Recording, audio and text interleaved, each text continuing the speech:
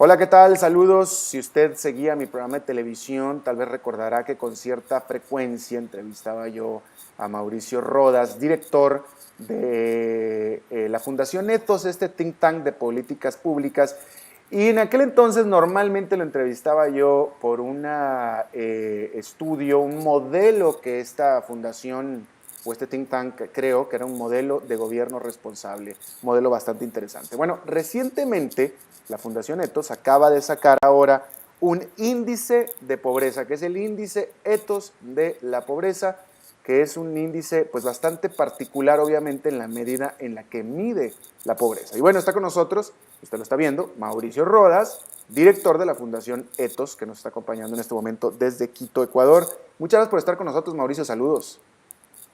Alberto, ¿qué tal? Un gusto estar en este nuevo espacio. Te felicito por la iniciativa y te deseo muchísimo éxito desde ya y estoy seguro que lo vas a tener. Con el apoyo de ustedes, claro que sí. Muchas gracias, Mauricio. Dime una cosa, este índice Ethos de la pobreza, ¿en qué consiste? ¿Por qué es diferente a un indicador de la pobreza normal? Y yo creo que la pregunta más importante es, ¿por qué es mejor o por qué mide, o por qué hace un mejor trabajo midiendo la pobreza? Yo no creo que es un mejor trabajo, creo que es un trabajo diferente a los tradicionales, Alberto. Nosotros partimos de una definición más amplia de la pobreza, considerándola no solamente como una situación de insuficiencia de ingresos económicos, sino como algo mucho más complejo, como algo mucho más humano, como una carencia de libertades, derechos y capacidades.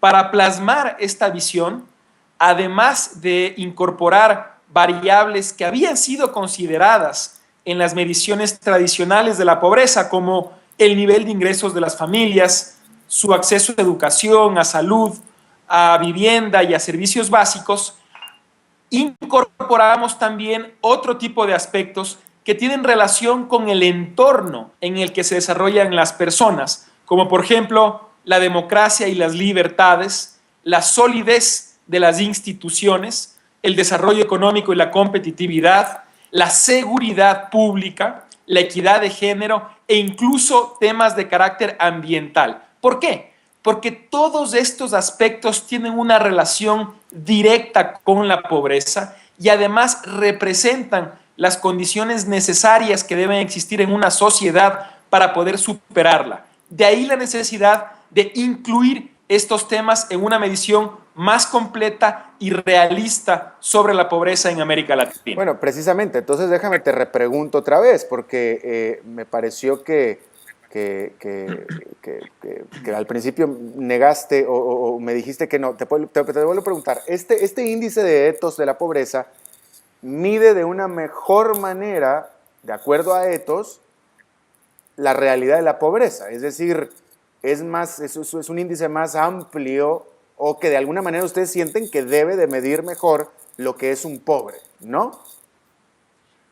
Como te decía, yo creo que más que hablar de mejor o peor, creo que simplemente es una medición diferente, bajo una perspectiva más amplia. Yo no desmerezco de ninguna manera las mediciones que se han hecho tradicionalmente, creo que han sido muy útiles para arrojar una idea sobre la realidad de pobreza. Simplemente esta es una aproximación bajo una perspectiva más amplia sobre la pobreza, que no solamente la define como la falta de dinero, sino como una falta de derechos, libertades y capacidades. Y en ese sentido, sí, a nosotros evidentemente en Fundación Ethos nos parece que contribuye a reflejar de una manera más fiel la realidad de pobreza desde una perspectiva más amplia, lo que no quiere decir que las mediciones tradicionales hayan sido equivocadas. Bueno, pero para mí es importante establecer esto, Mauricio, porque estoy adelantándome, porque no hemos hablado mucho de este informe tú y yo, estamos haciendo la entrevista de a primera, pero me estoy adelantando y estoy seguro que me vas a decir que el índice de la pobreza de Ethos ha encontrado que tal o cual país es en realidad más pobre de lo que dice la metodología normal. Bueno, en muchos casos hay coincidencias, en otros sí hay novedades. Y si te parece, Alberto, podemos pasar a comentar justamente los resultados de este índice para ya hablar con ejemplos concretos de cuáles fueron los hallazgos. Y déjame sobre todo yo creo que sería bueno que me dijeras qué país en América Latina, porque bueno, primero que nada, ¿sobre cuántos países hicieron ustedes este estudio? sobre 8 países que en conjunto representan casi el 80% de la población de América Latina. Ok, 8 países. Bueno, entonces, ¿qué país ustedes encontraron que tenga más discrepancia entre el modelo de ustedes, el modelo de Ethos, y la medición normal? Sin duda Venezuela, Alberto. Según las mediciones de la CEPAL y de otros organismos internacionales, Venezuela venía en los últimos años en un rumbo que parecía positivo en materia de combate a la pobreza. Sin embargo, una vez que analizamos la pobreza como un fenómeno que no solamente se refleja en la capacidad de una persona de tener una cantidad de dinero suficiente, sino en cosas mucho más amplias, vemos que Venezuela lamentablemente se ubica en un lugar bastante menos privilegiado. Es evidente que en ese país, a pesar del importante nivel de inversión de recursos en el sector social, lo cual evidentemente es positivo durante los últimos años, a pesar de que se ha hecho ese esfuerzo, no creemos necesariamente que esos recursos se hayan canalizado siempre de la mejor forma, es decir, también tomando en cuenta la calidad de gasto y no solo la cantidad. Pero adicionalmente, creemos que en Venezuela ha habido políticas que evidentemente han irrespetado las libertades de los ciudadanos, los valores democráticos, políticas que han debilitado también las instituciones en ese país. Los niveles de inseguridad pública en Venezuela son realmente dramáticos, son los más altos de América Latina. Y ese tipo de cosas también configura una realidad de pobreza, porque si quieres, permíteme ponerte un ejemplo de esta visión que nosotros estamos planteando. Para nosotros, un país en donde los ciudadanos no tengan un nivel suficiente de salario o no tengan acceso a educación y salud, es un país pobre.